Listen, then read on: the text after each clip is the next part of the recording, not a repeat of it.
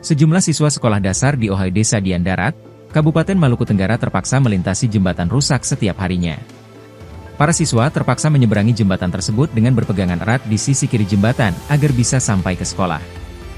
Jembatan yang memiliki panjang 20 meter itu menghubungkan 3 kecamatan, yaitu Kecamatan Manyeu dan Hoat Sorbai dan Kei Kecil Barat.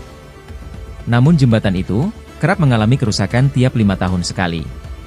Salah satu siswa SD Impres Rumadian, Celestinus Balubun mengatakan, harus menggunakan jembatan tersebut setiap harinya untuk menuju ke sekolah, meskipun rasa cemas selalu menyelimutinya.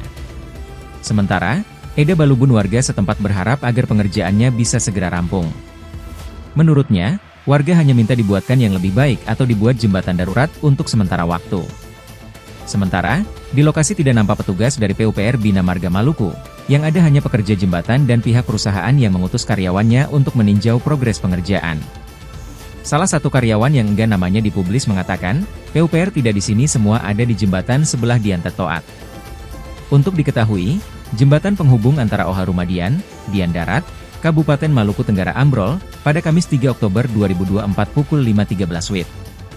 Akibatnya, warga belasan desa yang kerap menggunakan jembatan penghubung tersebut terpaksa memutar jalan sejauh 17 km karena akses jembatan ditutup. Download Tribun X sekarang, menghadirkan lokal menjadi Indonesia.